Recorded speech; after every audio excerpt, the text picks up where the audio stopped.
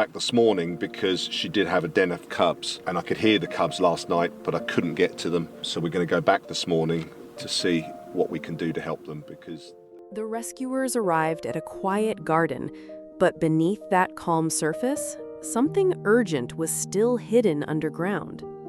Somewhere inside the roots and earth, tiny fox cubs were believed to be waiting without their mother.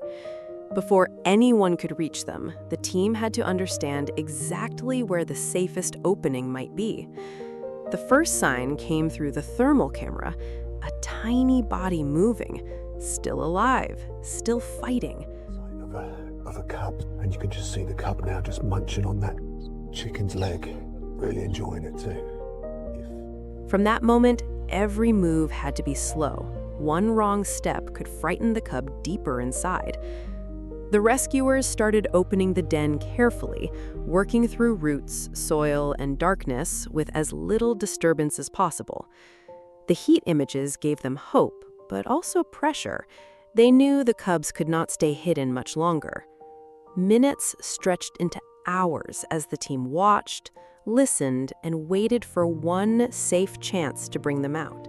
It was worth the work. It was a lot of work, but it was worth it, just to know that actually we can now focus on this area without endangering them, potentially in this area.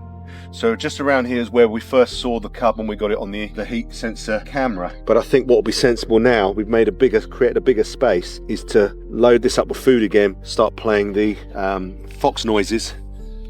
And as daylight faded, the rescue became harder. Every sound from the den mattered more than ever.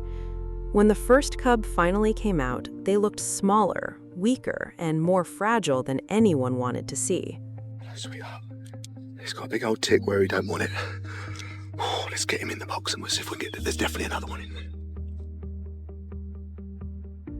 The cub was thin, tired, and far too young to survive alone without warmth, food, and care.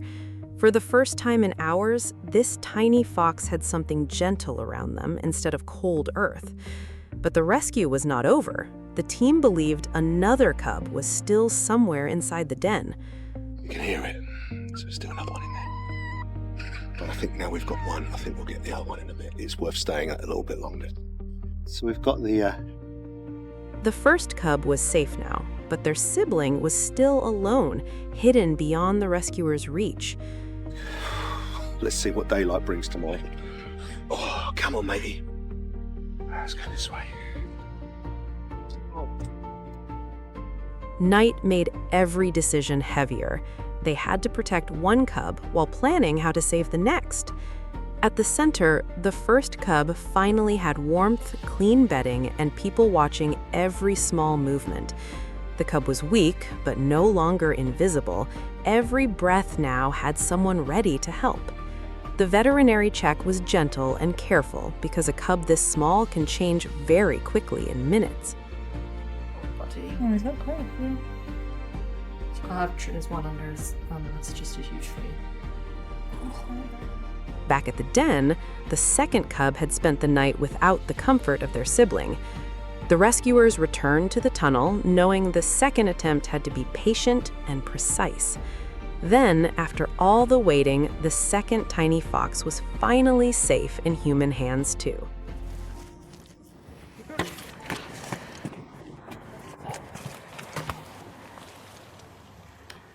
Separated by fear and darkness, the two cubs had both made it through. Now their second chance could truly begin.